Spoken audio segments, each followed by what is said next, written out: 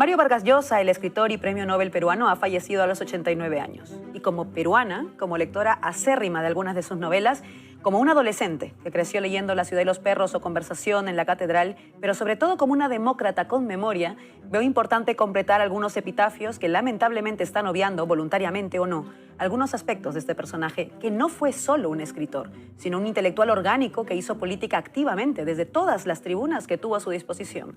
El debate sobre si hay que separar al autor de su obra en este caso específico no tiene ningún sentido, porque esto con Mario Vargas Llosa se hace de facto. No hay nadie que considere que no ha sido un gran escritor, guste más o menos, pero me parece injusto creer que su obra es solo literaria, cuando hablamos de un personaje que ha hecho política activamente desde hace muchos años y especialmente en los últimos. Su obra es por tanto literaria y política. No creo que quisiera que no se le recordara por lo que ardientemente defendió en los últimos años de su vida. Mario Vargas Llosa fue un peruano que representa bastante bien el declive de los valores democráticos a nivel mundial, cuando los pueblos eligen democráticamente transformación en lugar de continuismo. Esta mañana que las loas se reproducen acríticamente, conviene recordar que Mario Vargas Llosa no generó polémicas, como lo llaman de forma abstracta, sino que apostó políticamente por ciertos personajes, discursos y proyectos. Mario Vargas Llosa, como hace la academia muchas veces, desempeñó un rol de legitimación de personajes políticos en mi región y no solo en ella. Su aval a Keiko Fujimori, la hija del dictador asesino Alberto Fujimori, para que, cito, salvara al Perú de caer en las manos del totalitarismo, habla del proyecto político de quien, repito, no fue solo un escritor. Porque como sabemos, la política está en todos lados y muchas veces, bajo la excusa de la separación del escritor y su obra, obviamos que algunos personajes se hacen reconocidos por sus obras para luego desempeñar importantes papeles políticos y por tanto, esa separación han decidido no hacerla ellos mismos en vida. Mario Vargas Llosa fue un defensor del proyecto de la Internacional Reaccionaria, con sus avales a José Antonio Kast en Chile o a Bolsonaro en Brasil, de quien dijo que lo prefería a Lula da Silva y que sus acciones, su negacionismo al llamar gripeciña a la COVID, sus políticas depredadoras de los territorios brasileños y sus pueblos, su lawfare y su utilización de las instituciones para encerrar adversarios políticos, eran nada menos que payasadas. Mario Vargas Llosa ha sido uno de los principales, si no el más, emblema e intelectual en lengua española de los think tanks ultrarreaccionarios que aupan a personajes como Isabel Díaz Ayuso. Porque la ultraderecha, la internacional reaccionaria, como decimos, necesita de intelectuales orgánicos que desde la atalaya que muchas veces se construye en torno a lo que se entiende por academia, da una validez con un peso mayor a quienes la ocupan. Pero Vargas Llosa no solo la ocupó, sino que la usó para desplegar un clasismo que es también tan lamentablemente habitual en esa academia eurocéntrica y blanca contra sus propios hermanos y hermanas. Sí, Mario Vargas Llosa fue el creador de maravillosas historias, o el relator de algunas muy necesarias como en La fiesta del chivo, pero fue también un representante del clasismo más perverso, que lo llevó a calificar de salvajes a ciudadanos de la comunidad de Uchirajay en Perú, llamar analfabeto a un presidente elegido por el voto popular como Pedro Castillo, considerar que la obra de José María Arguedas no constituía literatura, sino antes bien etnología o folclore, y que lo importante en democracia no era votar, sino hacerlo bien. Y sabemos lo que significa hacerlo bien, para quienes creen que solo algunos saben hacerlo. Bien es una forma de decir que tal vez algunos, los salvajes, los otros, los analfabetos, los pobres, los plebeyos, los que no tienen un título académico universitario, los choferes de combis, las mujeres aymaras o quechuas, las comunidades que mantienen vivas sus lenguas originarias, etc., a lo mejor no deberían votar, porque lo harán para Vargas Llosa necesariamente mal. Hay quien dice que cuando alguien muere corresponde no hablar mal de esta persona, y no estoy de acuerdo.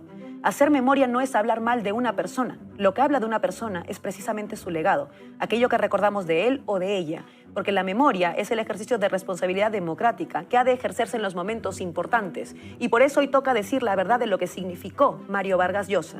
Y decir esa verdad supone hablar no solo de su historial como escritor, un historial que le trascenderá y donde hay maravillosas novelas escritas con una pluma que merece reconocimiento, sino también de lo otro que le trasciende, que es el papel político que desempeñó en un momento en que el mundo veía el retorno de los fascismos en sus nuevas versiones y donde su país, mi país, nuestro Perú, necesitaba de intelectuales más comprometidos con la democracia y los pueblos que con las élites y sus privilegios, ya sea en una columna de opinión como la que tuvo todos los meses en El País o en El Comercio, o en su versión más macabra, con el menosprecio con el que se refirió a un pueblo que merecía un premio Nobel comprometido y no desterrado voluntariamente de sus raíces para asumir un papel en esta corte de España. Cuando me dicen que hoy toca pensar en la familia, lo hago. Siento mucho lo que debe ser despedir a un padre, a un hermano, a un esposo, a un amigo. Pero el deber del periodismo es mostrar empatía por igual con todos y con todas, porque no pensaron en las familias de esos 50 peruanos muertos por la dictadura de Boluarte, que condecoró a Mario Vargas Llosa a los meses de asumir la presidencia, porque, insisto, Vargas Llosa fue un personaje político y no solo un escritor, y era útil para legitimar la dictadura de Boluarte, que hoy sigue en Palacio de Gobierno. Nadie pensó tampoco en las familias de las víctimas de la dictadura pinochetista, cuando Vargas Llosa dijo públicamente que era muy importante que José Antonio Kast, negacionista de esa dictadura, ganara las elecciones en Chile. Pensemos en las familias, sí, pero en todas. Y como migrante peruana en España, una del estribo. Durante mucho tiempo, si migrabas a España, debías intentar, si tenías la capacidad para ello, es decir, si contabas ya con un cierto privilegio, entrar en el círculo de Vargas Llosa, su think tank, su argolla social, pues eso te abría puertas para desarrollar tu propio arte o labor con mayor facilidad aquí, en un país que no es especialmente abierto con las y los migrantes, a menos que sea para realizar las labores que no quieren realizar los españoles. Tal vez sea un buen día para recordar que ese tiempo de cierto vasallaje ante Vargas Llosa y su entorno, por el peso que tenía y que usaba para hacer política, insisto, ha cambiado. La comunidad migrante peruana en España hoy no tiene solo un referente. Se organiza y autoconvoca en torno a una comunidad que ha construido también otros referentes y múltiples redes. Una comunidad que hace plantones en la embajada contra el representante de la dictadura peruana en Madrid, que organiza charlas para discutir una nueva constitución, que se organiza para defender el voto como en las últimas elecciones, que se movilizó contra el nefasto indulto al dictador Fujimori y que crea y consume arte, arte migrante, arte plebeyo, muchas veces alejado de esa academia de Babel tan divorciada de los pueblos, arte marrón, sin apellidos compuestos, sin dádivas aristocráticas, sin entrar en los cánones del impuesto desde una atalaya. Reconociendo y creando, como el Taita Arguedas, que nos regaló literatura andina y que fue menospreciado por personajes como Vargas Llosa. Creando pueblo peruano en cualquier código postal.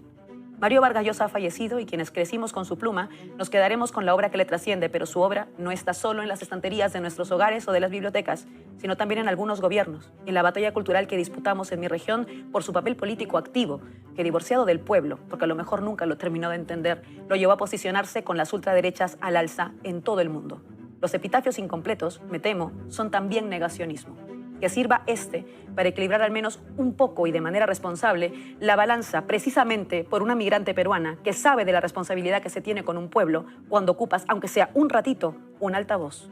Por suerte los referentes democráticos de mi Perú existen y están en las calles antes que en la academia, pero están haciendo también academia y arte popular.